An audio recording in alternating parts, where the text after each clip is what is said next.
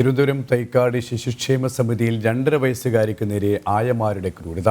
കിടക്കയിൽ മൂത്രമൊഴിച്ചതിന് കുഞ്ഞിന്റെ പിൻഭാഗത്തും ജനനേന്ദ്രിയത്തിലും നഖം കൊണ്ട് മുറിവേൽപ്പിച്ചു.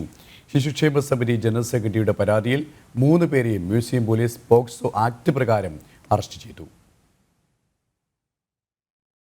കിടക്കയിൽ മൂത്രമൊഴിച്ചതിനാണ് കൊച്ചു കുഞ്ഞിന് നേരെ കണ്ണില്ലാത്ത ക്രൂരത കാട്ടിയത്.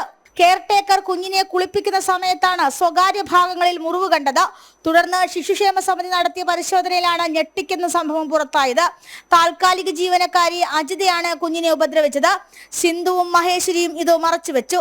നഖം കൊണ്ട് മുള്ളിയ പാടാണ്, അത് പട്ടക്സിലാണ് ശ്രദ്ധയപ്പെടുന്നത്. പട്ടക്സിൽ ശ്രദ്ധയപ്പെട്ടപ്പോൾ തന്നെ നിയമപരമായ നടപടി സ്വീകരിക്കാൻ വേണ്ടി തീരുമാനിച്ചു. കുട്ടിയുടെ മെഡിക്കൽ എടുത്ത് നിയമപരമായ നടപടിയിലേക്ക് ഞങ്ങൾ തീരുമാനിച്ചു.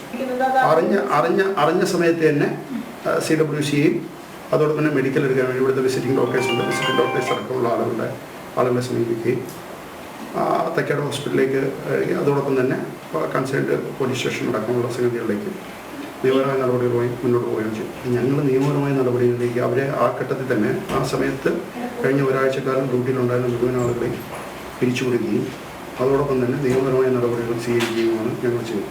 2 ദിവസം മുമ്പാണ് ശിശുക്ഷേമ സമിതി മ്യൂസിയം പോലീസിൽ പരാതി നൽകിയത്.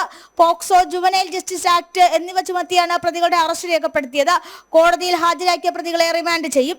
അച്ഛനും അമ്മയും മരിച്ച കുഞ്ഞിനെയും 1.5 വയസ്സുള്ള സഹോദരനെയും 1 മാസം മുമ്പാണ് ബന്ധുക്കൾ ശിശുക്ഷേമ സമിതിയെ ഏൽപ്പിച്ചത്. ജനം, തിരുവനന്തപുരം.